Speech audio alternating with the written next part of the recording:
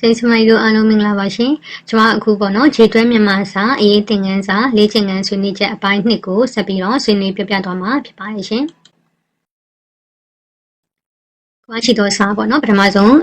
နံပါတ်3ခုမြောက်ပေါ့နော်ခွာရှိသောစာတင်ယူမှုရလက်အနေနဲ့ဆိုရင်ကျွန်တော်တို့စာရေးရမှာတည်တဲ့အချက်တွေကိုနားလည်စေချင်တယ်တည်စေချင်တယ်ပေါ့နော်ဒီအချက်တွေကိုတည်ပြီးသွားလို့ရှိရင်လည်းကိုယ်တိုင်ခွာရှိသောစာတွေရေးတတ်ဖို့လို့အတွက်ကျွန်တော်တို့ရည်ရွယ်ပါတယ်အဲ့တော့ဒီ quality ဖြစ်မယ်ပေါ့နော်နံပါတ်ကကြီးအနေနဲ့ဆိုရင်ခွာရှိသောစာဖြစ်ဖို့ရေးလို့တဲ့အကြောင်းအရာကိုကောင်းစွာနားလည်ရမှာပေါ့နော်အကြောင်းအရာထည့်ရမယ်ပြီးရင်သူ့နေရာနဲ့သူတိကျမှန်ကန်တဲ့စကားလုံးရွေးချက်သုံးလုံးတက်ချင်ရတော့ဗာလေအချက်ကြကြရေးတက်ချင်ပေါ့နော်အချက်ကြကြဆိုတာကိုဖြည့်ပြရမှာဖြစ်ပါတယ်ခွန်အားရှိသောစာဖြစ်စေရင်ကြက်ခိုင်ကြလက်တဲ့ဝကြမျိုးတိစောင့်တက်ရမယ်ပေါ့နော်ဒါကွင်းနေရဟာကကွက်လက်ဖြစ်ရမှာဖြစ်ပါတယ်ဝကြလက်သမားကြီးအလုပ်မှာစကားလုံးများကိုသူ့နေရာနဲ့သူအစီအစဉ်ပြုလုပ်ရခြင်းဖြစ်ပါတယ်သူ့နေရာနဲ့သူလေးကိုထည့်ပြရမှာဖြစ်ပါတယ်စာချုံအောင်ရေးတက်ချင်ရင်ဝိဘတ်များကိုတလဲစီတုံတက်ရမည်ဆိုပြီးတော့ဝိဘတ်ကိုထည့်ရမှာဖြစ်ပါတယ်ရှင်နောက်တစ်ခုပေါ့နော်နံပါတ်2လေ့ကျင့်ခန်းကအောက်ပံပေးထားတဲ့အထားအတူမမှန်တဲ့ဝကြတွေကိုပြင်ရေးရမယ်ပေါ့နော်တတရရဲ့အခန့်ဝဲတက်မိသူတိုင်းဆိုတတရရဲ့ဆိုတာကနှစ်ကြိမ်ထက်ကရိယာဝိသေသနာတနည်းအားဖြင့်ပြောရင်ကရိယာအထူးပြုပေါ့ကရိယာအထူးပြုပုံဆိုရင်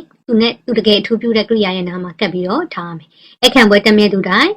တတရရဲ့ဝိစာပြင်ဆင်လာကြသည်လို့ပြင်ရေးရမှာဖြစ်ပါတယ်အဲ့လိုပါပဲသူ့ကိုစိတ်ရှိတီးခံတတ်သောလူတိုင်းသဘောကျကြသည်ဆိုရင်ဒီစိတ်ရှိတီးခံတတ်သောဆိုတဲ့နာမ်အထူးပြုတနည်းအားဖြင့်ပြောရင်ဓမ္မဝိသေသနာပုတ်ကသူဆိုတဲ့နာမ်ကိုအထူးပြုမှအဆင်ပြေတယ်နော်အထူးပြုမှမှန်တဲ့အတွက်စိတ်ရှိတီးခံတတ်သောသူကိုလူတိုင်းသဘောကျသည်လို့ပြင်ရေးရမှာဖြစ်ပါတယ်အဲ့လိုပါပဲယောသားဖြူစင်သောဆိုတဲ့နာမဝိသေသနာနန်အထူးပြုပုဂ္ဂိုလ်တိုင်းရင်းသားညီကိုမောင်နှမရှေ့မှာထည့်ပေးရမှာဖြစ်ပါတယ်။ရိုးသားဖြူစင်သောတိုင်းရင်းသားညီကိုမောင်နှမတို့ကိုမူသားစကားများမပြောဆိုသင့်ပါ။စစ်ဘေးရှောင်များကိုဒါတော့ဝိဘတ်အတုံးမှားနေရပါတော့။စစ်ဘေးရှောင်များကလက်ခံတာပါအလူငွေ10သိန်းကိုပေးရတာပါ။ဒါကြောင့်မို့လို့စစ်ဘေးရှောင်များအားအလူငွေ10သိန်းကိုပေးရလှူဒန်းခဲ့သည်ဆိုမှဝိဘတ်အတုံးမှန်မှာဖြစ်ပါတယ်။အဲ့လိုပါပဲရှေ့မြန်မာကြီးများဒီဘာသာစကားနဲ့စာပေတို့ကိုအနာဂတ်နိုင်ငံသားတို့အားတမိုင်းအမွေပေးခဲ့သည်လို့ဝိဘတ်များကိုနေရာမှန်အောင်ကိုနဲ့အားကိုတုံးရမှာဖြစ်ပါတယ်။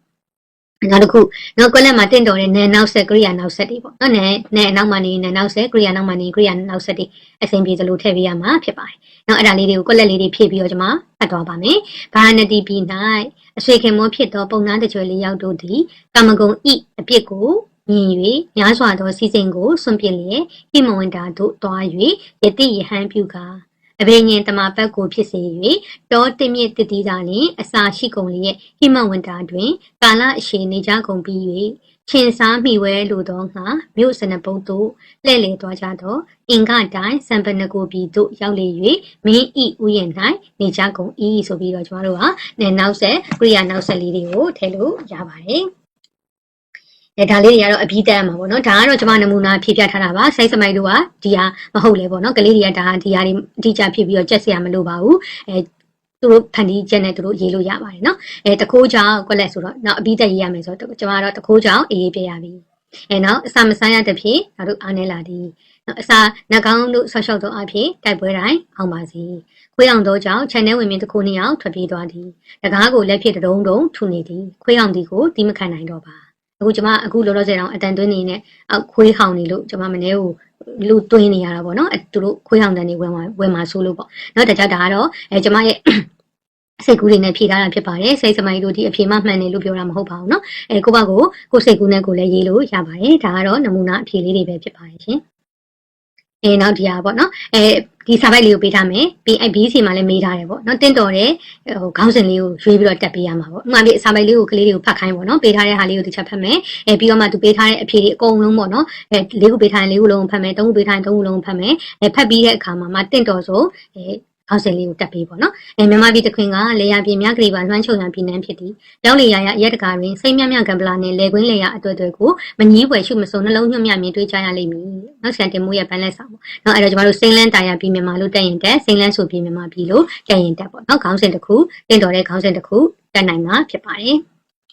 နောက်တစ်ခုပေါ့နော်အောက်ပါဝက်ချမှာမလိုတဲ့စကားတွေပါနေတယ်ပေါ့နော်ပွားစီစီချိနဲ့ရော့ရဲခဏဆိုပြီးတော့ဆရာကြီးကသုံးထားတာပေါ့နော်အငိမ့်မင်းသမီးမထွေလေးဒီထမိန်နာကိုခြေဖြစ်ခက်လျက်ကားလေးရှိတယ်ဒီနေရာမှာဆိုရင်ကျမတို့ကခက်လျက်ကြီးမြန်ပို့နေရလားလို့ထင်စရာရှိတယ်နော်ဒါပေမဲ့တကယ်ပို့နေတာကတော့ခြေဖြစ်ပေါ့နော်ထမိန်နာကိုခတ်တယ်ဆိုတော့ကျမတို့ကခေါင်းနဲ့လည်းမခတ်ဘူးလက်နဲ့လည်းယူပြီးတော့မခတ်ဘူးပေါ့နော်ခြေနဲ့ခတ်တာအလိုလိုတည်ပြီးသားဖြစ်ရမယ်နော်ထမိန်အနာကိုခက်လျက်ကားလေးရှိသည်ဆိုတာမှနော်တကယ်ကိုဖြစ်လက်တဲ့ possibility မဖြစ်တဲ့ဝကြမျိုးဖြစ်တယ်ဆိုတာကိုတွေ့ရမှာဖြစ်ပါတယ်နောက်တစ်ခုပေါ့နော်ဈေးတွေအယောင်းဝယ်လုပ်နေတော့ဈေးတွေအများစုကအစိုးရဆိုင်ခင်းတတ်သည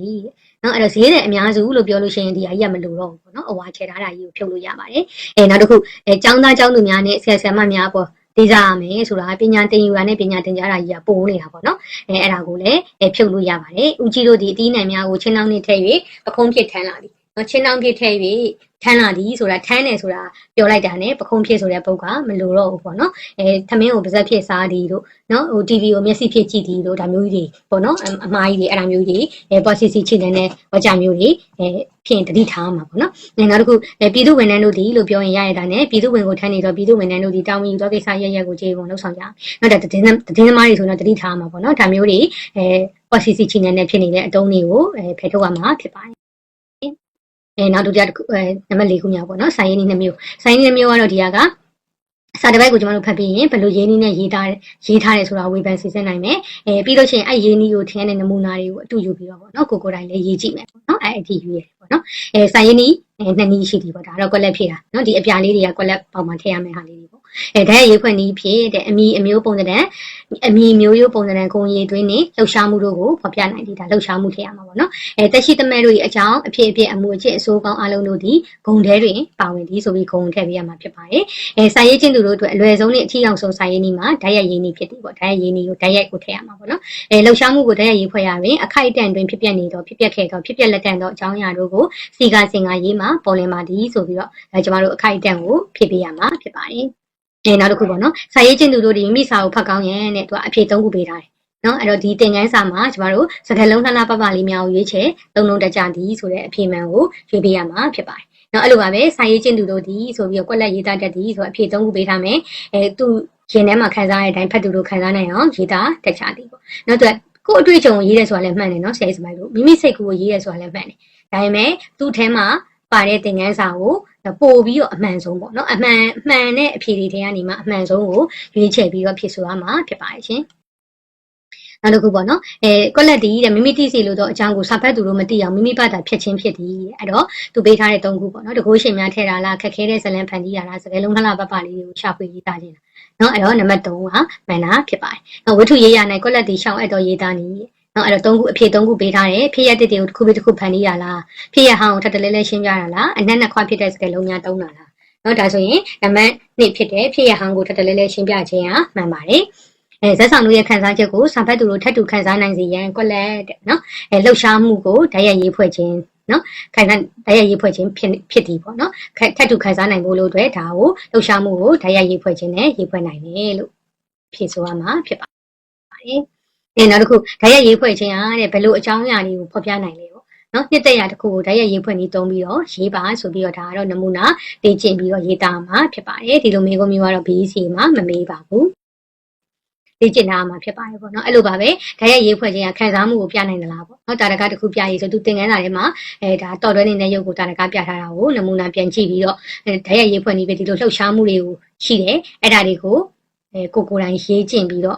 ့ဖြည့်ဆိုမှာဖြစ်ပါတယ်အဲ့လိုပါပဲဓာတ်ရိုက်ရေးဖွဲ့နည်းသုံးပြီးတော့တနေ့တာအလွယ်လေးတစ်ခုအကြောင်းကိုရေးပါပေါ့နော်ဒါကတော့စိုက်စာကုန်ရေးထားတဲ့ပုံစံအတိုင်းပဲဖြစ်ပါတယ်နောက်တစ်ခုဒီမှာပေါ့နော်ဒီပေးထားတဲ့စာပိုက်ကဓာတ်ရိုက်ရေးဖွဲ့နည်းလားတွဲဝရေးဖွဲ့နည်းလားပေါ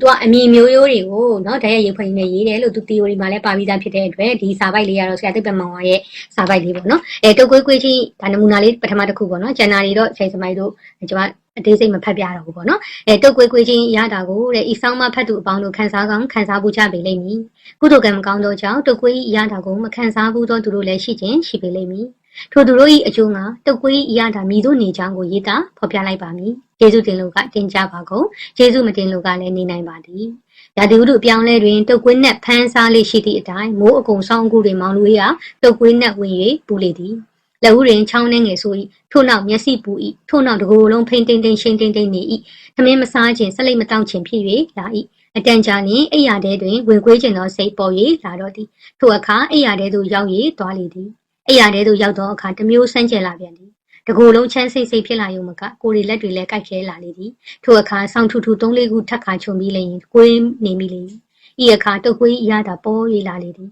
အလွန်စီးစိမ်ရှိအလွန်နဲ့တက်ဖွယ်ကောင်းတော့အရာသာပေသည်ဆိုပြီးတော့နော်ထူးထူးဆန်းဆန်းဒီတုတ်ကွေးကိုပဲနော်ဆရာကအရှင်းပြထားတယ်ပေါ့တုတ်ကွေးအကြောင်းကိုဒါဓာတ်ရိုက်ရင်းနည်းနဲ့ရှင်းပြထားတယ်ဆိုတာကိုကျမတို့တွေ့ရမှာဖြစ်ပါတယ်နောက်တစ်ခုပေါ့နော်ဒီကြပြားဆိုတာဘာလဲဆိုတဲ့အကြောင်းကိုဆရာကြီးအောင်သိရဲ့နော်စာသားလေးပေါ့နော်ကြပြားဆိုတာစကလုံးတွေရဲ့အတန်အလှအနဲ့အလှနှစ်ပါးလုံးရအောင်ဖန်တီးထားတဲ့ဘာသာစကားအလှပစ္စည်းတစ်မျိုးပဲဆိုပြီးတော့ကြပြားအကြောင်းတရားရေးဖွက်ထားပါတယ်အဲ့လိုပါပဲတခါတော့ကကျွန်တော်တို့ရွာရင်ဖြူတုပ်ဆိုတဲ့ခွေးတစ်ကောင်ရှိတယ်ဖြူတုပ်ကအလွန်ပြင်းတယ်ပြင်းတဲ့ဖြစ်အလွန်လည်းပြင်းတယ်ဒီနေ့လုံးခွေးကရက်မှာတဟားဟားနဲ့တန်းကအေးရတာနေပါသည်လမ်းလျှောက်ရမှန်းမသိတကိုးလာပြီးဟောင်းရမှန်းမသိဆိုပြီးတော့နောက်ဆရာမင်းသူရဲ့ပုံမြင်ထဲမှာခွေးကလေးဖြူတုပ်အကြောင်းကိုတရားရေးနည်းနဲ့ရေးထားတာပါနောက်တစ်ခုလည်းဆရာစောကြီးရဲ့အောင်ပေါ်နဲ့လေးလုံးပေါ့နော်အိမ်နောက်ဖေးဘူးစင်အောက်တွင်ဟဲ့နွားဒီနွားဟာရိုက်ခင်ရတော့မယ်နော်ဟူတော့အတန်ဒီခဏခဏမြင်နေတော့လေစစ်စစ်ထိုဘူးစင်အောက်တွင်နွားတကောင်မှမရှိကြနွားနဲ့တူတော့တရဝပင်မရှိကြဘူးစင်အောက်တို့တွားကြည့်လျင်မူကဝချမ်းပြားကိုကင်မြောက်နေတော့အတန်ရှင်အောင်ပေါ်နဲ့အုံးလက်ဖင်မိုင်းတို့တစ်ခုကိုတွေ့ရပြီလိမ့်မည်အုံးလက်ဖင်မိုင်းဒီကအောင်ပေါ်ကြီးနွားပင်ဖြစ်သည်ဆိုပြီးတော့နောက်ဒါဓာတ်ရည်ရင်းနဲ့နောက်ခွေးကလေးအောင်ပေါ်ပေါ့နော်အောင်ပေါ်နဲ့အောင်ပေါ်လေးစော့နေတဲ့အကြောင်းပေါ့နော်စော့နေတဲ့အကြောင်းကိုသူကရေးထားတာဖြစ်ပါတယ်အောင်ပေါ်ကြီးနွားဆိုပြီးတော့အုံးလက်ဖင်မိုင်းလေးနော်အကြောင်းရေးထားတာဖြစ်ပါတယ်ဓာတ်ရည်ရင်းနဲ့အဲ့လိုပါပဲเนาะဒီမှာလည်းတင်ငန်းစာထဲမှာလည်းပါတယ်ပေါ့နော်အလူလာပရိသတ်ကိုထုံးကျော်ပေါ့နော်ဒါအဖိုးကြားရဲ့မိတဲ့ဆိုရှင်ပြုတွေကအလူလာပရိသတ်တို့ရဲ့လှုပ်ရှားမှုလေးတွေကိုဓာတ်ရိုက်ရေးဖွဲ့နည်းနဲ့ရေးဖွဲ့ထားတယ်ဆိုတာကိုတွေ့ရမှာဖြစ်ပါတယ်ဒါလေးတွေပေါ့နော်ဒါလေးတွေကိုလည်းလေ့ကျင့်ခန်းလေးပွေးဟိုနဲ့ဒီနဲ့ရောင်းလာတတ်တယ်ပေါ့နော်ဘယ်လိုရင်းနှီးနဲ့ရေးထားလဲ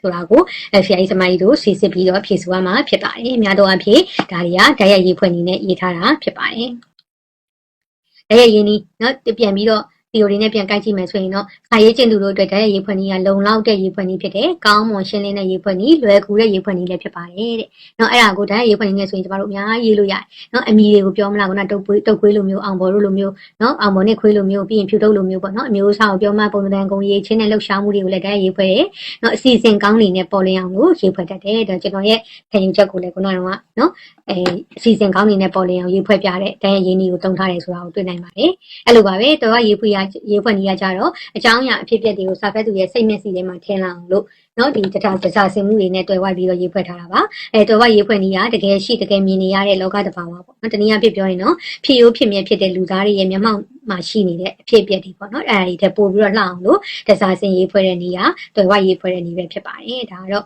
စိတ်စမိုင်းတို့ပြန်မှတ်မိအောင်အချုပ်ကလေးပြောတာဖြစ်ပါတယ်နောက်တစ်ခုရေးဟန်ပေါ့နော်ရေးဟန်ကတော့ဒါနည်းနည်းအတိတ်သဘောလည်းဖြစ်တယ်ပို့ပြီးတော့လည်းစိတ်ဝင်စားတယ်ဒါတမိုးရှိတဲ့စာရေးဖြစ်ပါတယ်ကျမတို့ရဲ့ဆရာကြီးမောင်ခင်မင်းတနုပြရေးခဲ့တာပေါ့နော်ရေးဟန်ရဲ့သဘောတရားတွေကိုလည်းနားလည်စေချင်တယ်ပြီးရင်စာတပုတ်ကိုဖတ်ပြီးတာနဲ့ပေါ့နော်ဘလို့ရေးဟန်ကိုတုံးထားလဲဆိုတာကိုဝေဖန်စစ်စစ်တဲ့ဟိုပါပေါ့ level ရောက်စေချင်တာပေါ့နော်criticize လုပ်နိုင်တာပေါ့နော်ဒီဟာကိုအကဲဖြတ်နိုင်ပေါ့နော်အကဲဖြတ်နိုင်တဲ့ဆွမ်းရည်တွေရစေချင်တယ်ပြီးရေးဟန်ရဲ့သဘောတရားတွေကိုကောင်းကောင်းနားလည်ပြီးတော့နော်ကိုယ်တိုင်လည်းသူဒါရတာစာပေတွေကိုဖန်တီးနိုင်မှုအထိကျမတို့ရည်ရွယ်ပါတယ်ဒါတော့ကလလေးဖြစ်ပေးမှာပေါ့နော်ရေးဟန်ဟူသည်ရေးချက်မှုဖြစ်တည်ဟူသောဖွင့်ဆိုချက်သည်အခြားဖွင့်ဆိုချက်များထက်လွှမ်းခြုံနိုင်သောဖွင့်ဆိုချက်ဖြစ်သည်ရေးဟန်သည်အကြောင်းအရာနဲ့နော်ပုံသဏ္ဍာန်တသားတဲ့ဖွင့်ချက်နေမှုဖြစ်တယ်ဒါပုံသဏ္ဍာန်ကိုထည့်ပေးရမှာပေါ့နော်ဟန်ဒီကွက်လက်ဖြစ်သည်ဆိုရင်လူကိုထည့်ပေးရမယ်ရေးဟန်ဟူသည်ကွက်လက်တုံးထားတဲ့စကားလုံးများဆိုရင်ဘယ်လိုထည့်ပေးရမလဲနေရာတကျတုံးထားတော့နေရာတကျကိုထည့်ပေးရမှာဖြစ်ပါတယ်ဘာကိုရေးတယ် what ပေါ့နော်ဒါအကြောင်းအရာပေါ့နော်ဘယ်လိုရေးတယ်ဆိုတာတော့ဟောင်းပေါ့နော်ဘယ်လိုရေးတယ်what နဲ့ဟောင်းပေါ့နော်ဘာကိုရေးတာလဲဆိုတာကအကြောင်းအရာနဲ့ဆိုင်ပြီးတော့ဘယ်လိုရေးတယ်ဆိုတာကတော့ရေးဟန်နဲ့ဆိုင်ပါတယ်အဲ့လိုပါပဲပေါ့နော်ဒီအပြေမှန်ရွေးရတဲ့ခါမှာကလေးတွေကိုစိတ်စမိုင်းတို့မှတ်မှာပေးဖို့ကတော့ BEC မေကွန်မှာဆိုလို့ရှိရင်မေကွန်လည်းဖတ်မယ်တေချာပြီးရင်အလောတစီအဖြေကိုတွေ့တာနဲ့မရေးလိုက်ပဲနဲ့အဖြေ3ခုပေးထားရင်3ခု4ခုပေးထားရင်4ခုကိုဖတ်ပါစေဖတ်ပြီးတော့မှကိုဖြည့်ကြည့်ပေါ့နော်အပေါ်ဖြည့်ကြည့်ပြီးမှအမှန်ဆုံးအဖြေကိုပဲရွေးချယ်ပြီးတော့ဖြည့်စေချင်ပါတယ်အချိန်မီပါတယ်ပေါ့နော်စာတွေကတော့ဘာသာစကားကိုတဲ့ဘလို့အသုံးပြုထားသည်ဆိုခြင်းသည်တဲ့ရေးဟန်ကိုဆိုခြင်းဖြစ်တယ်ဒါဘလို့ပြောတဲ့အတွက်ဟောင်းပေါ့နော်စာရေးသူတူဤတဲ့ဟန်ပန်မူယာနဲ့စိတ်သဘောထားခံစားတဲ့သူစာရဲ့အနေနဲ့များပုံပေါ်နေတတ်သည်ဆိုတာကဒါကိုထည့်ရမှာဖြစ်ပါတယ်နံပါတ်9ငယ်ကိုထည့်ရမှာပေါ့နော်ဆရာသိမ့်ပြမြေကတဲ့ကျွန်တော်အောင်လူအများဆုံးနားလည်ရေးလို့မိတ်ဆွေချင်းကမိသည့်ရေးဟန်နဲ့ဆိုဟန်ဒီရွေးချယ်မှုဆိုတဲ့ဟာဖြစ်ပါတယ်နော်အဖြစ်မှန်ကဒါရေးသူတို့ဒီကွက်လက်ဥဆောင်မှုပြစကလုံးများအလင်္ကာများကာယံစနစ်များကိုရေးချယ်မှုပြုကြသည်ဆိုရင်ဘာဥဆောင်မှုလဲဆိုရင်စိတ်ကူးညံပေါ့နော်ဆယ်စမိုင်တို့ဒါတင်ငန်းစာကိုချိန်ညက်ထားတဲ့ကလေးဆိုရင်တော့အလွယ်တကူဖြေနိုင်မှာဖြစ်ပါတယ်နော်ဘိုက်ကြီးတယ်လို့ပြောခြင်းနဲ့ကိုဝင်ဆောင်ပြောခြင်းကအဓိပ္ပာယ်တူတော့လေဘာအနက်กว่าလဲကြရက်အနက်กว่า connotative meaning กว่าတာပေါ့နော်ကွဲပြားနေတာဖြစ်ပါတယ် ရေးဟန်နဲ့ပတ်သက်ပြီးဘယ်ဆိုနှစ်သက်လဲပေါ့နော်တာရကတစ်ခုပြရဲဆိုရေးဟန်ကလူကိုယ်တိုင်ကိုနှစ်သက်တာလားရေးဟန်ကိုဒီရွေးချယ်မှုဖြစ်တာလားရေးဟန်ဒီအကြောင်းအရာနဲ့ပုံတဲ့တသားလေးဖြစ်တာလားရေးဟန်ဆိုတာနေရာတခြားသုံးထားတဲ့စကားလုံးလားဒါမျိုးတွေပေါ့နော်ဒီရေးဟန်နဲ့ပတ်သက်တဲ့ theory တွေထဲကနေပြီးဘာကိုအကြိုက်ဆုံးလဲဘာဖြစ်လို့ကြိုက်တာလဲဆိုတာကိုတာရကတစ်ခုပြပြီးဖြေရမှာဖြစ်ပါတယ်ကျမတို့ဒါစီစစ်ကြည့်အောင်ပေါ့နော်ကြိုးကြောင်းပြဖြစ်ရမှာဘယ်လိုရေးဟန်တဘောနဲ့ရေးထားလဲပေါ့နော်ဒါလေးကဆရာစီရရဲ့စာလေးပေါ့နော်ကျွန်ုပ်တို့တဲ့တက်တာလုပ်ငန်းနဲ့ရည်ရွယ်ချက်ရှိရမည်စားရင်ပြီးရောငွေရရင်ပြီးရောအမိရရင်ပြီးရောသဘောမျိုးနဲ့အမှုမဲ့အမှတ်မဲ့ရေးသားနေကြနေအားထုတ်ရကြုံမနဲ့ရှိကြပြီကလောင်သွားတုံးယုံသားရှိမည်ဘယ်ခီးကိုမှယောက်ျားမှမဟုတ်ချီလူဘဝအခြားလုပ်ငန်းများ၌စားရင်ပြီးရောလုပ်ရရင်ပြီးရောသဘောမျိုးဖြစ်ကောင်းဖြစ်နိုင်ပေလိမ့်မည်စာရေးဆရာဘဝနိုင်မှုကထို့သို့မဖြစ်နိုင်ချေလူဘဝကိုတနည်းနည်းကောင်းအောင်ပြုပြင်မည်အယုတ်ဆိုးဘဝမှာလှပသောဘဝသို့ပို့ဆောင်မည်ဟုသောရည်ရွယ်ချက်ကြွေးကြော်တဲ့ပါရှိသည်ဆိုတဲ့ကဒါဒီစာကိုဖတ်လိုက်တဲ့ကကျမတို့သိနိုင်တယ်ဆရာစီရရဲ့နော်စာရေးဆရာဆိုတဲ့ပေါ့နော်ဘဝကိုထားတဲ့ခံယူချက်ပေါ့နော်အဲ့တော့သူ့ရဲ့ခံယူချက်ကိုကျမတို့တွေ့ရတယ်ဒါကြောင့်မို့လို့ဟန်ဒီလူကိုယ်တိုင်ဖြစ်သည်ဆိုတဲ့ရေးဟန်တဘောတရားနဲ့ရေးထားတာဖြစ်ပါတယ်ဒါဆရာစီရရဲ့ခံယူချက်ဒီနော်ဒီမှာသူနဲ့တသားတည်းဖြစ်နေတာပေါ့နော်သူရဲ့စိတ်တဘောခံယူချက်တွေကိုဒီမှာအတိအကျတွေ့ရမှာဖြစ်ပါတယ်ဒီမှာလည်းစိတ်ရေးရအတူတူပဲပေါ့နော်လူဘဝကိုကောင်းအောင်မဖန်တီးနိုင်လေကျွန်တော်တို့တာဝန်မကင်းဘူးကိုတာဝန်ကိုမသိရရင်ပြီးရောပတ်ဆိုင်ရရင်ပြီးရောနာမည်ကြည့်ရင်ပြီးရောတာဝန်မကင်းသဘောထားကြရင်လက်ထဲကကလောင်ကလေးကိုလမ်းဘေးအမိုက်ပုံထဲပစ်ထည့်၍ဈေးတောင်းကောင်းရဲ့မွေးငါတစ်ထပ်နဲ့လမ်းကထည့်၍ရောင်းခြင်းကသိမြတ်ပေလိမ့်မည်ဆိုပြီးတော့ဒါမွေးငါပဲရောင်းလိုက်ပေါ့နော်စာရေးမနေနဲ့တော့ဆိုပြီးတော့ဒါသူ့ရဲ့ခံယူချက်သဘောထားတွေကိုပေးထားတဲ့ဟန်ဒီလူကိုယ်တိုင်ဖြစ်သည်ဆိုတဲ့ရင်းရံသဘောခဲတဲ့စာတစ်ပုဒ်ဖြစ်တယ်လို့ကျွန်တော်ကတော့သုံးသပ်ချင်ပါတယ်နောက်တစ်ခုဒါလေးပေါ့နော်ဒီကြပြလေးမှာနော်ကျွန်မကတော့ဒီကြပြလေးကိုရေးဟန်ဆိုတာနေရာတကျသုံးတဲ့စကားလုံးများဖြစ်သည်ဆိုတဲ့ရေးဟန်သဘောတရားနဲ့ချိန်ထိုးပြီးတော့ကျွန်မပြောချင်ပါတယ်နော်ဒီမှာသူတို့အစုပ်ထားခဲ့မြုပ်သည်ဘုံငုံတိုင်မှမောင်ပြောက်ကြကိုရွာသားရွာသူမေးကြမြုပ်သည်ဥရန်ဝိထားတော်သည်မောင်ပြောက်ကြမိဘအားကိုဗာများမှာခဲ့လို့တနည်းမွေးတီမိခင်မွေးဖခင်ကိုဥတင်ခဲ့ကြောင်းပြောပါလိအမောင်ပြောက်ကြချစ်သူအားကိုဗာများမှာခဲ့လို့တနည်းငယ်ကကျင်မြတ်မိသက်မှတ်ကိုခွင့်လွှတ်ခဲ့ကြောင်းပြောပါလိအမောင်ပြောက်ကြတိုင်းပြည်အားကိုဗာများမှာခဲ့လို့တနည်းခီးမတ်တက်လမ်းခုလက်တွင်ကိုလွတ်ရှောင်ခွာခွဲရပါ၍အာနာခဲ့ကြောင်းပြောပါလိနင်းမြူကြတော့နောက်ကုန်းတွင်နေလုံးကွယ်လီပြီးတကားဆိုတဲ့ကြပြလေးပေါ့နော်ဆရာမင်းသူဝင်ရဲ့သူ့မှာတဲ့ကြပြလေးဒီကြပြလေးမှာဆိုလို့ရှိရင်နော်အမောင်ပြောက်ကြတိုင်းပြည်အားကိုဗာများမှာခဲ့လို့တနည်းခီးမတ်တက်လမ်းခုလက်တွင်ကိုလွတ်ရှောင်ခွာခွဲရပါ၍အာနာခဲ့ကြောင်းပြောပါလိဒီနေရာမှာကျမတို့အာနာဆိုတဲ့အပြင်မှာပေါ့နော်တူငါပြောနေတဲ့အပြောသုံးစကားလေးဟာကြပြလေးကိုရောက်သွားတဲ့အခါမှာတန်ဖိုးတအားမြင့်သွားတယ်ပေါ့နော်အသက်ပေးလိုက်တာတော့မှအတိုင်းပြည်လွတ်မြောက်သေးတဲ့အတွက်အတိုင်းပြည်ကိုအသက်ပေးပြီးတော့တာဝန်ထမ်းဆောင်ရတာအားမရနိုင်တဲ့လေလေးအားနာတယ်ပေါ့နော်မလွတ်လပ်သေးတဲ့အတိုင်းပြည်ကိုအားနာတယ်ဆိုတဲ့စကားလုံးလေးဟာတကယ်ကိုနေရာတကျတုံထားတဲ့စကားလုံးလေးဖြစ်တယ်ဆိုတာကိုကျမတို့တွေ့ရမှာဖြစ်ပါတယ်ဒီကာလမှာလေးပေါ့နော်ကျမတို့ရဲ့ဒေါ်လာရေးရဲဘော်လေးတွေကနော်သူတို့အကြောင်းမျိုးကြောက်ပေါ့နော်ဒီကြဆုံးသွားရဲဆိုရင်ဒါသူတို့တိုင်းပြည်ကလုံးစုံမလွတ်မြောက်သေးတဲ့အတွက်ပေါ့နော်သူတို့တိုင်းပြည်ကိုအားနာနေမှာပဲလို့ကျမတို့ခံစားရတယ်ပေါ့နော်ဒီကြပြလေးကနော်ဒီအားနာရဲဆိုတဲ့စကားလေးကဒီကြပြလေးကိုရောက်တဲ့အခါမှာကျမတို့အတွက်ကိုနော်တကယ်ကို aesthetic value ပေါ့နော်တကယ်ရတဆိုင်ရာတန်ဖိုးကိုအမြင့်ဆုံးပေးအောင်လို့နော်ဒီကြပြလေးနေရာဒီကြပြလေးနေရာမှာနော်ဒီစကားလုံးလေးနေရာမှာဘာစကားလုံးမှအစားထိုးမရတဲ့အထိပေါ့နော်တန်ဖိုးတအားမြင့်လုံးပါတယ်ဒါကြောင့်မို့လို့ကျမကတော့ဒီကြပြလေးကပေါ့နော်သူ့မှာတဲ့ကြပြလေးကနေရာတခြားတုံထားတဲ့စကားလုံးရေးဟန်ဖြစ်တဲ့ဆိုတဲ့ရေးဟန်ပညာကိုအဆောင်ပေးပြီးတော့ရေးဖွက်ထားတဲ့ကြပြလေးဖြစ်တယ်ဆိုတာကိုကျွန်မတုံ့သက်ချင်ပါတယ်နောက်တစ်ခုပေါ့နော်နောက်တစ်ခုအနေနဲ့ဆိုရင်တော့ဒါဒီကြပြလေးပေါ့နော်ဒီပေးထားချက်လေးပေါ့နော်ဒါကတော့ဆရာတင်မိုးရဲ့ခံယူချက်လေးပေါ့နော်ဒီခုနကဆရာစီရလိုမျိုးပဲပေါ့နော်စာကြပြနော်စာကြပြဖွဲ့တာကိုတက်ချောင်းကိုတော်ချောင်းပြစားတာမျိုးမဟုတ်ဘူးတဲ့ကိုဘလောက်ဘဟုတုတဆုံလင်လို့ကျန်းကန်အထွေထွေဘလောက်မှွေနောက်၆ချနိုင်နေဆိုတာကိုပြတာမဟုတ်ပါဘူးတဲ့ဒါကတော့အကျွားပဲကြပြနဲ့ချားစီပဲတဲ့နော်ကြပြတွေစီကုန်းပြီးတော့ကျွားတာပဲတဲ့ကြပြသဘောနဲ့ဘလို့မှမပတ်သက်ဘူးစာရေးသူကြပြရေးသူတွေမှာဒီယောဂမျိုးဒီအကျွားမျိုးကကပ်ပါတတ်တယ်ဒီယောဂနှိမ့်ဆက်တတ်တယ်အသွင်အမျိုးမျိုးနဲ့ဒီယောဂဝင်ရောက်လာလေးရှိတယ်အဲ့ဒီယောဂဝင်ရင်ကြပြညင်ကွယ်တတ်တယ်ကြပြပြောက်တတ်တယ်ဒီနေရာမှာတဲ့စာတက်ရင်ကြပြမဖွဲ့နိုင်တော့လို့တရတဲ့မျိုးစစေလို့တဲ့တော့စာတက်ပညာတတ်တာကောင်းတာပေါ့ဒါပေမဲ့စာဖတ်ပရိသတ်ကိုချင်းချောက်ရင်တော့မကောင်းဘူးလို့ဆိုလိုတာပေါ့နော်ဒီယောဂတွေကတဲ့ဘယ်ဟာကိုကြည့်လိုက်ကျန်းကန်မျက်စိနဲ့ပဲကြည့်လိမ့်ရှိတယ်ဘယ်အတန်ပဲကြားလိုက်ကျန်းကန်နားနဲ့ပဲကြားလိမ့်ရှိတယ်တကယ်လောကကို तू မမြင်ဘူးတကယ်လူအဖွဲ့အစည်းကို तू မကြည့်ဘူးတကယ်လူအကြောင်းလူအတန်ကို तू မကြားဘူးအများကို तू စိတ်ဝင်စားနိုင်ဘူးစာဖတ်သူကိုလည်း तू မမြင်နိုင်ဘူးကိုဝင့်ကျင်တာပဲသိရဆိုတဲ့စာဆိုမျိုးစာဆိုကောင်းလို့မခေါ်နိုင်ဘူးလို့ဆိုချင်တယ်ပေါ့နော်ဒါကျွန်မကတော့ဟန်ဒီလူကိုယ်တိုင်ဖြစ်သည်ဆိုတဲ့ရေးဟန်ပညာ အနေရေးထားတယ်လို့ကျွန်မတုံ့တက်ချင်ပါတယ်ဒါဆရာတင်မိုးရဲ့ခံယူချက်တွေစိတ်နေစိတ်ထားသဘောထားတွေကိုတွေ့ရလို့ပဲဖြစ်ပါတယ်နောက်တစ်ခုပေါ့နော်နောက်တစ်ခုဒီကလေးကိုဖတ်ကြည့်လိုက်ပေါ့နော်ဆယ်စမိုင်းတို့ပုံလေးထဲမှာလည်းပါပါတယ်ဆရာမင်းသူဝန်ရဲ့ပန်းနဲ့ပင်စီထဲမှာပါတဲ့အကြောင်းအရာလေးပေါ့နော်ဒီကလေးစဉ်းစားခါနေတာပေါင်းပြီးမှုဒီထဲမှာရေးထားတဲ့အကြောင်းအရာလေးတွေကအစနေပြန်ပြီးတော့နော်ရောက်လာတယ်ပေါ့နော်ဟန်အကြောင်းအရာနဲ့ပုံတံတန်ဟာအသားနဲ့ဖြစ်နေတယ်ဆိုတာကိုရေးထားတယ်ဆိုတာကိုတွေ့ရမှာဖြစ်ပါတယ်အကြောင်းအရာရေးတဲ့အကြောင်းအရာနဲ့သူရေးထားတဲ့ပုံတံတန်ပေါ့နော်အဲ့လိုပါပဲဒီမှာလည်းရေးထားတဲ့အကြောင်းအရာနဲ့ပုံစံနဲ့တသားလေးဖြစ်တယ်ဆိုတာကိုဒီအဖွဲလေးမှာတွေ့နိုင်ပါတယ်ပေါ့နော်သူရေးတဲ့အကြောင်းအရာရဲ့သူရေးတဲ့ပုံစံရဲ့ဟာတသားလေးဖြစ်နေပါတယ်အဲ့လိုပါပဲဒီမှာလည်းဝါလုံးရေးနည်းနေပေါ့နော်ဆရာကြီးမောင်ခင်မင်းတနုပြည့်ချစ်သူများအဆုံးစီရင်ခြင်းဆိုတဲ့အဖွဲထဲမှာပါတဲ့စာလေးပေါ့နော်အကြောင်းအရာနဲ့ပုံစံဟာတသားလေးဖြစ်နေတယ်စတဲ့နေရာကိုဆုံးကပြန်ရောက်နေတယ်ပေါ့နော်နောက်တစ်ခုအနေနဲ့ရေးဟန်ဒီရွေးချက်မှုဖြစ်တယ်ဆိုတဲ့အဆိုကိုထောက်ခံတာပေါ့နော်အဲ့လိုမျိုးဆိုထောက်ခံနေဆိုရင်လည်းကိုယ်အတွေ့အကြုံကိုဖန်တီးပြီးတော့ရေးတာပါဆိုပြီးရေးခိုင်းတာဖြစ်ပါတယ်ဒါနောက်တစ်ခုအနေနဲ့ဆိုရင်ရတဖန်တီးသူရတနဲ့ရတခံစားသူပေါ့နော်ဒီဟာလေးအတွက်ဆိုလို့ရှိရင်တော့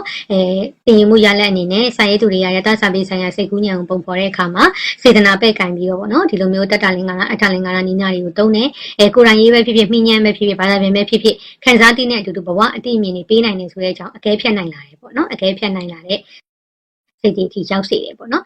ကောလက်ဖြစ်တာပထမမေးခွန်းကရတနှစ်သက်ချင်းတက်အားတဲ့ရတခံစားသူကိုတခဏမျှတာနှစ်သက်မှုပေးနိုင်တယ်နောက်ဘဝအာနိသင်နဲ့တက်ချင်းကနှစ်သက်ခံစားရတဲ့အရာတာပျောက်သွားပေမဲ့ဒီရတာကပြီးတဲ့အာနိသင်ကတော့ရင်ထဲမှာဆွဲချက်နေတယ်ဒါအာနိသင်ကိုဖြည့်ပေးရမှာပေါ့နော်ရတဖန်တီးသူကရတဖြစ်ပေါ်မှုရဲ့အကြောင်းတရားဖြစ်တယ်ရတဖန်တီးသူကိုကွက်လက်ဖြည့်ပေးရမှာပါစာဆိုသို့မဟုတ်စာရေးသူတို့ဒီကွက်လက်ကပဲ့ကင်သောစိတ်ကူးညံနဲ့အေးဖွင့်နီးနာကျွမ်းကျင်မှုကိုလိုက်၍ဖန်တီးသောရတအနုရင်ကွာခြားနိုင်တယ်ဆိုရင်ဒါစေတနာပေါ့နော်စေတနာကပဲ့ကင်ရတဖန်တီးသူကစေတနာလည်းမမှန်ဘဝအတွေ့အကြုံလည်းမလေးနဲ့လည်းနဲ့သူ့စိတ်ကူးညံဒီလည်းမလေးနဲ့ပဲကွက်လက်အဆင့်တို့ရောက်နိုင်တယ်ဆိုတာစိတ်ကူးရင်အဆင့်တို့ရောက်နိုင်တယ်ပေါ့နော်ထည့်ရမှာဖြစ်ပါတယ်နောက်တစ်ခုပေါ့နော်အဖြေမှန်ယူရမယ်ဆိုတော့ဒါကွက်လက်ဒီရတဖြစ်ပေါ်မှုအကြောင်းတရားဆိုတော့အဖြေမှန်ကကားငယ်ပေါ့နော်နံပါတ်2ကကြတော့အဖြေမှန်ကခါခွေးဖြစ်ပါတယ်နံပါတ်3ကကြတော့ရတစာပေဆိုင်ရာစိတ်ကူးညံဆိုတာတဲ့ဘာတွေလဲပေါ့နော်ကားငယ်ဖြစ်ပါတယ်ဘဝအတွေ့အကြုံစိတ်လှုပ်ရှားခံစားမှုအထိမ်းအမှပြည့်လှုပ်ရှားတတ်တော့အဲ့တော့ဒါလေးတွေအဖြေမှန်ကိုရွေးတဲ့အခါမှာစိတ်သမိုင်းတို့ကျွန်မခဏမှာမိတယ်လို့ပဲပေါ့နော်ကလေးတွေကိုလည်းမှာပေးပါပေါ့နော်သူတို့ဆောင်မွေးဖြစ်လို့ရှိရင်အဖြေအကုန်လုံးကိုဖတ်ပါအဆုံးထိဖတ်ပါမိခွန်းကိုပြီးတဲ့ခါကျမှကိုချင်တဲ့ဟာကိုပြန်ထည့်ပြီးတော့ကောလက်မှာထည့်ပြီးတော့ဖတ်ကြည့်ပေါ့နော်ဖတ်ကြည့်ပြီးတော့မှအမှန်ဆုံးအဖြေကိုတိတိကျကျနဲ့ရွေးချယ်နိုင်မှာဖြစ်ပါတယ်အဲ့တော့နံပါတ်4အနေနဲ့ဆိုရင်တော့စာရေးရဲ့အခါမှာအနက်မှန်အောင်ဖော်တဲ့နည်းကဘာနည်းလဲပေါ့နော်အနက်မှန်အောင်ဖော်တဲ့နည်းကတရားနည်းဖြစ်ပါတယ်နောက်တစ်ခုနံပါတ်3ပေါ့နော်ရတဖန်တီးသူရတနဲ့ရတခံစားသူစောင်းမရဲ့ရည်ရွယ်ချက်ဘယ်လိုရှိလဲစောင်းမမှာမြည်သည့်ပညာရှင်တွေရဲ့အဆိုအမေကိုလေ့လာရလဲဒါကတော့အရှိမကျမတို့ပေးထားပါတယ်ဒါတင်ငန်းဆောင်ညံ့ရင်တည်ရပေါ့နော်ဆရာကြီးမောင်ခင်မင်းတနုလူနဲ့ဆရာစီရပေါ့နော်အာနိတင်ကိုပေးနိုင်ဖန်တီးသူကဘယ်လိုအရေးသွေးတွေလိုရလဲတဲ့နော်ဘဝအာနိတင်နဲ့တက်ချင်းကိုပေးနိုင်ဖို့လို့အတွက်တဲ့စကားနဲ့ပဲဖြစ်ဖြစ်ဆရာစောကြီးရဲ့စကားနဲ့ပဲဖြစ်ဖြစ်ရှင်းပြပါဒါကတော့အစေးတိုက်တွေရေးရမှာပေါ့နော်ဘဝအာနိတင်ရတနဲ့တက်ချင်းကိုပေးနိုင်ဖို့လို့အတွက်ဘယ်လိုအရေးသွေးတွေလိုလဲဆရာကြီးသူစီမှာအတွေ့အကြုံကောင်းတွေရှိရမယ်ပြီးရင်စေနာလည်းမှန်ရမယ်စိတ်ကူးညံ့လည်းထက်မြင်ရမယ်ဒါမျိုးတွေနဲ့အကြောင်းအရာတွေနဲ့ညီအောင်လို့တတလင်္ကာရအထလင်္ကာရစကားတစားစင်နာတွေအနက်တစားစင်နာတွေသိမယ်ဆိုရင်တော့ဒါဒီလိုရေးသွေးတွေရှိမယ်ဆိုရင်တော့ဘဝအနည်းတင်ပေးတဲ့ရတမျိုးဖန်တီးနိုင်မှာဖြစ်ပါတယ်ရတစာပေစိတ်ကူးညံ့နဲ့စိတ်ကူးရည်ချင်းမလို့ကွာလဲပေါ့နော်ရတစာပေမှာပြစိတ်ကူးညံ့ကတော့တကယ်ကိုအစစ်မှန်လောကနဲ့တိတ်ပြီးတော့မကွာနိုင်ဘူးပေါ့နော်စိတ်ကူးရည်ချင်းကတော့မဖြစ်နိုင်တဲ့အကြောင်းအရာတွေကိုစိတ်ကူးရည်အဆင့်ကိုချောကျသွားနိုင်တာပေါ့နော်ဒီဟာတွေကိုတာမန်နားလည်အောင်လို့ရှင်းပြပါဆိုတာမျိုးပေါ့နော်ဒါမှအရက်တာဘဝအာနိသင်ဆိုတာတော့တခုခုဖတ်ပြီးရဲ့အခါမှာကျမတို့ရဒစိမ့်စိမ့်နဲ့ပေါ့နော်ဒီစာကိုပြန်ပြီးတော့အသုံးချနိုင်တာမျိုးပေါ့ဥမာအဖြစ်နော်အရှိမပါခဲ့တယ်ပေါ့နော်ကျမတို့လေ့လာထားပြီးတဲ့ဖတ်ဖို့တဲ့စာတစ်ခုခုပေါ့နော်ဒါမျိုးဖတ်ရင်ဖျားဖို့သွားခြင်းကိုပဲဖတ်ပေါ့နော်ကျမတို့ဖျားဖို့သွားခြင်းကိုဖတ်ပြီးတဲ့အခါမှာဘယ်လိုကျမတို့အတွက်အာနိသင်တွေရလဲနော်ဖျားနဲ့အနည်းဆုံးနေပေမဲ့ကျမတို့ကဖျားစကားကိုနားမထောင်ရင်တော့ဖျားနဲ့အဝေးဆုံးကိုရောက်နေမှာပဲပေါ့နော်ဒါမျိုးတစ်ခုခုကိုကျမတို့မှတ်သားမိသွားတယ်တစ်ခုခုကိုပြန်ပြီးတော့အသုံးချနိုင်နေဆိုရင်တော့ဒါဘဝအာနိသင်ရတနဲ့တက်ခြင်းကိုပေးနိုင်တယ်နော်ရတအာနိသင်ဆိုတာပါလေရတအာနိသင်ဆိုတာတော့ကျမတို့ကဒီစာတစ်ခုကိုဖတ်ပြီးရတယ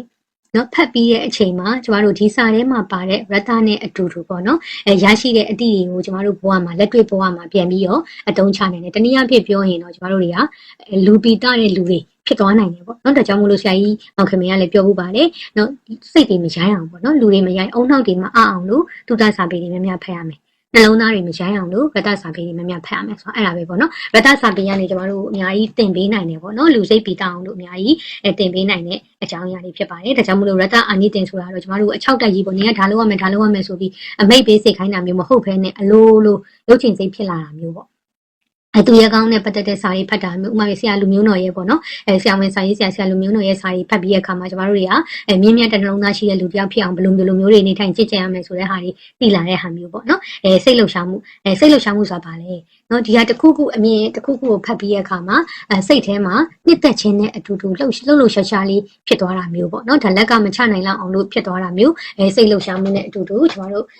့ယတစာပေတွေကိုကျမတို့ဖတ်ကြရဲပေါ့နော်အဲ့လိုမျိုးလေးတွေနမူနာလေးတွေနဲ့ကျမတို့သုံးသပ်ပြီးလို့ရပါတယ်နံပါတ်8ကကြတော့နော်အရေးသားတွေကိုကြီးတဲ့ဘယ်အရေးသားဒီတဲ့မြေဒီဖွဲ့ပုံနီးနာနဲ့ညီတွေကိုခွင်းနေပြရဲနော်ဥက္ကဋ္ဌကြီးကားလမ်းပေါ်တွင်လက်မမောင်းရင်ညှော့ကြားသည်နော်အယောင်သွေးစုံနေတဲ့ပန်းမိုင်တို့ကခီးတဲ့တွေကိုဖော်ရွေးကြိုးဆိုနေတယ်ဒါကတော့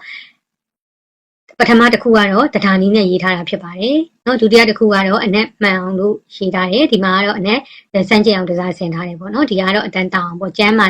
ချမ်းသာလမ်းဖြာဝမ်းတာစားပါစီဆိုရင်တော့စကားတစားဆင်ပြီးတထာလင်္ကာရာနီးနဲ့ရေးထားတာဖြစ်ပါတယ်။နောက်တစ်ခုတထာနီးဆိုတာတော့ဗာလေအနက်မှန်စီတဲ့နီးပါတတလင်္ကာရာနီးလို့ဆိုတော့စကားကိုတစားဆင်တဲ့နီးဖြစ်ပြီးတော့အထာလင်္ကာရာနီးရကြတော့အနက်ကိုတစားဆင်တဲ့နီးပဲဖြစ်ပါတယ်။ကိုရန်ဖတ်ပြတဲ့ရတစာပေမှာမြည်သည့်စာကိုရတအာနိသင်အနုစာစာဟုသုံးသပ်တယ်တဲ့အဘဲကြောင့်ဒါတော့ရှိစမိုင်းတို့နော်ဖတ်တဲ့စာပေါ်မှာမူတည်ပြီးတော့ပေါ့နော်ရတအာနိသင်အနုစာစာဟာဘယ်လိုစာမျိုးလဲဆိုတာမျိုးပေါ့နော်ဥမာဖြင့်ပေါ့တန်စိတ်တွေဖြစ်သွားစေတဲ့ဟာမျိုးပေါ့နော်စာရေးဆရာလေးနာမည်တွေပြောရင်တော့တိတ်တော့မဖြစ်ဘူးပေါ့နော်အခုခေတ်ပေါ့ပါဖတ်ပြီးတော့စာဖတ်ပြီးတဲ့အချိန်မှာဘာမှနော်မကြံတော့တဲ့စာမျိုးတွေပေါ့နော်အချိန်ကုန်သွားပြီးတော့အနှစ်တာကိုမှဘာမှမကြံတဲ့စာမျိုးတွေပေါ့အများကြီးပါနော်ကျမတို့ပတ်ဝန်းကျင်မှာဒီလိုစာတွေအများကြီးပါဒါကြောင့်မို့လို့စာတစ်ခုခုကိုရွေးဖတ်ပြီးတော့ကျမတို့တွေဒီလိုတုံ့တက်ချက်တွေတုံ့ပြလို့ရပါတယ်အတွေးခေါ်အားဖြင့်ကျမတို့အတွက်အကျိုးမရှိဘူးလားနော်စိတ်ပိုင်းဆိုင်ရာကညဉ့်ညမ်းမှုကိုဖြစ်သွားစေတာလားဒါမျိုးတွေပေါ့နော်တုံ့တက်ပြလို့ရပါတယ်နောက်တစ်ခုပေါ့နော်မိမိဖတ်ဖို့တဲ့အာနိသင်စာတစ်ပုဒ်ကြောင့်ရေးပြပါတဲ့ဘာကြောင့်ထို့သဘောထားရသည်ကိုလည်းဖော်ပြပါတယ်နော်နေဦးတော်လန်ရေးကြပြရေးပေါ့နော်နေဦးတော်လန်ရေးကာလမှာရေးတဲ့ဆရာမင်းကိုနိုင်ရဲ့ကြပြရေးနော်ညီညွတ်တဲ့တမိုင်းတရေးမလက်တွေတို့နော်အခုဆိုရင်တပြေရင်ခွင်တို့နော်ဒါမျိုးကြပြတွေကိုကျမတို့နော်ဖတ်လိုက်တဲ့အခါမှာကျမတို့ခေတ်ကိုဒီနေဦးတော်လန်ရေးတစ်ခုလုံးလည်းပုံဖော်နိုင်တယ်ပုံဖော်နိုင်တဲ့အတူတူကျမတို့ကိုတမိုင်းမှတ်တမ်းအပြင်ကိုကျမတို့ရတခံစားမှုတွေပြီးတယ်ကျမတို့ရဲ့ခန္ဓာရည်တွေကိုလည်းတိုးတက်စေ။နော်ကျမဆိုရင်ဒီနေဦးတော်လန်ရေးကြပြတွေကိုဖတ်ပြီးတော့အမြဲတမ်းအားပြန်ယူရတယ်ပေါ့နော်။အားပြန်ယူပြီးကျဲဆိုလဲကလေးတွေနော်တိုက်ပေါ်ကခုံချတော့နော်အကြောင်းအရာကိုရေးထားတဲ့ကြပြလေးတွေနော်ပြီးလို့ရှိရင်တိုက်ပွဲမှာအောင်ပွဲတွေကိုကြိုဖို့တပြေပန်းနေနဲ့ကြိုဖို့ကြပြလေးတွေပြီးရင်နော်ကိုလင်းတို့နော်ကိုပေါက်တို့ရဲ့တချင်းတွေနော်ဒီတချင်းဆိုတာလည်းကြပြပိုင်းစားနေတချင်းဖြစ်လာတာဟုတ်နော်အဲ့တော့ဒီဟာတွေရေးလို့မကုန်ဘူးပေါ့နော်တခုကိုရွေးချယ်ပြီးတော့ကျမတို့တွေကဘဝအာနိသင်ရစီတယ်ကျမတို့ရဲ့ဘဝလက်ရှိကြုံတွေ့နေရတဲ့ဘဝကိုလည်းထင်ဟပ်ပြနိုင်တယ်ပြီးရင်သူ့စီကလည်းကျမတို့တွေကစိတ်ခွန်အားတွေအများကြီးရတယ်เนาะကျမတို့ရဲ့စိတ်ခွန်အားတွေအများကြီးရတယ်ဒါကြောင့်မို့လို့ဒါကတော့အာနိသင်ပေးနိုင်တဲ့ကြပြားတွေအဖြစ်နဲ့စာတွေအဖြစ်နဲ့ကျမတို့အများကြီးတွေ့ရမှာဖြစ်ပါတယ်ဒီကာလဆိုရင်တော့ဆရာစမမတိတာစံကြောင်းရဲ့နော်ဟိုကြပြားတွေပေါ့နော်ဟို museum တို့ at the museum တို့ဘာလို့ဆိုရင်လည်းတော်တော်လေးကိုကောင်းတယ်ပေါ့နော် spring diary ထဲမှာပါတယ်လေအဲ့ဒါလေးနော်အဲ့ဒါဆိုလို့ရှိရင်ဒီလိုမျိုးအာနိသင်ကိုပေးနိုင်တယ်ပေါ့နော်ပေးနိုင်တဲ့စာမျိုးတွေဖြစ်ပါတယ်ဒါကတော့ essay တစ်ပုဒ်အနေနဲ့ပေါ့နော်ဟိုတကယ်ကိုအကျယ်တဝင်းပြောပြရမယ့်ဟာမျိုးဖြစ်ပါတယ်ဒါကတော့နမူနာအနေနဲ့ကျွန်မပြောပြသွားတာဖြစ်ပါတယ်နောက်တစ်ခုနံပါတ်7ပေါ့နော်ပထမဆရာသိန်းဝတ္ထုကအနောက်တိုင်းဝတ္ထုမိញ្ញမ်းစာဖြစ်တယ်ညချင်းညိုချင်းမဲ့ဝတ္ထုကပင်ကိုရေးစာဖြစ်ပေနဲ့စေတနာအနဲ့အရှမ်းရဲ့ကွာခြားပြီးတော့စာဖတ်သူတွေအကျိုးတရားမှုကွာခြားတယ်ကိုစာရေးသူကသုံးသပ်တယ်နော်သဘောတူလားတဲ့အကြောင်းအကျိုးတန်တကားနဲ့ဖြေပါတယ်နော်ကျမအနေနဲ့ဆိုရင်တော့ကျမဒီဟာကိုသဘောမတူပါဘူးနော်အနောက်တိုင်းဝတ္ထုကိုမိញ្ញမ်းတိုင်းမကောင်းဘူးကိုယ်တိုင်ရေးဝတ္ထုမှကောင်းတယ်ဆိုတဲ့ဟာမျိုးဆရာကြီးကတော့ဒါဟိုပါပေါ့ချင်းညိုချင်းမဲ့ဝတ္ထုကိုပင်ကိုရေးစာဆိုပြီးတော့တာတကားပြတယ်ပေါ့နော်ကျမအနေနဲ့ဆိုရင်တော့ဒီဟာကိုသဘောမတူပါဘူးသဘောမတူတဲ့ရှုထောင့်ကနေကျမဖြေမယ်ပေါ့နော်သဘောမတူဘူးမိញ្ញမ်းဝတ္ထုတိုင်းလည်းမညံ့တယ်လို့ပင်ကိုရေးဝတ္ထုဆိုတိုင်းလည်းသူကမကောင်းနိုင်ပါဘူးနော်အဲ့ဒါကိုလည်းကျမတို့တွေ့နိုင်ပါတယ်ဥပမာဖြစ်ဟိုဆိုင်ရွှေဦးတောင်ဘာသာပြန်တဲ့ရတနာပုံလေနော်ရတနာပုံဆိုကျမဖတ်ပြီးရတဲ့ဟိုရင်ထဲမှာနေပြီးတော့ခံစားရတယ်ပေါ့နော်ပြီး Hemingway ရဲ့ The Omen and the Sea လိုမျိုးပေါ့နော်ဒီဟိုပါပေါ့ဘာသာပြန်ပဲမိញ្ញမ်းပဲဒါပေမဲ့လေကျမတို့အတွက်နော်အတွေးခေါ်ကြီးအများကြီးပေးနိုင်တယ်ပြီးတော့ဆရာစောကြီးရဲ့ Nobel ဆုရဝတ္ထုတွေတဲကနော်ဝတ္ထုတွေ ဆိုလို့ရှိရင်လည်းကျမတို့ကအများကြီးခွန်အားပေးနိုင်တဲ့အသိဉာဏ်ပညာတွေပေးနိုင်တဲ့နော်မှဉ္ဉဏ်ဝတ္ထုတိုင်းလုံးဝမညံ့ဘူးဆိုတဲ့တာတကားတွေကျမတို့တို့အများကြီးရှိပါတယ်အဲ့လိုပါပဲပင်ကိုရေးဝတ္ထုဆိုတိုင်းလည်းမကောင်းနိုင်တဲ့တာတကားတွေကလည်းကျမတို့တကယ်ကိုလက်ညှိုးထိုးမလွဲအောင်လို့ရှိနေတယ်ဆိုတာကိုဆရာစမကြီးတို့နော်စာဒီဖတ်ကြည့်လို့ရှိရင်အများကြီးသိနိုင်မှာဖြစ်ပါတယ်အဲ့တော့ကျမကတော့ဒီဟာကိုဒီစာရေးဟိုဆရာကြီးရဲ့အဆိုကိုကျမကတော့သဘောမတူတဲ့ဘက်ကနေပြီးတော့ကျမဖြည့်ဆိုမှာဖြစ်ပါတယ်ဒီအပုပ်ဆိုရင်ပေါ့နော်ဒီမေးခွန်းအတွက်ဆိုရင်ဒီမေးခွန်းကိုလည်းကျမတို့တွေကတတိချာချာထည့်ပေးထားတာပါဘာဖြစ်လို့လဲဆိုရင်နော်ဒီထဲကအကြောင်းအရာအကုန်လုံးလက်ခံရမယ်လို့ကျမတို့မပြောပါဘူးလက်မခံဘူးဘာကြောင့်လက်မခံဘူးဆိုတဲ့အချက်တွေအထိပေါ့နော်စဉ်းစားသုံးသပ်စေချင်တဲ့အတွက်ဒီမေးခွန်းလေးကိုကျမတို့နော်ဒီဆရာကြီးတွေနဲ့ဆရာကြီးဦးစောထွန်းတို့နဲ့တိုင်ပင်ပြီးတော့ကျမတို့ထည့်ထားတာဖြစ်ပါတယ်ဒါနံပါတ်7မေးခွန်းလေးပေါ့နော်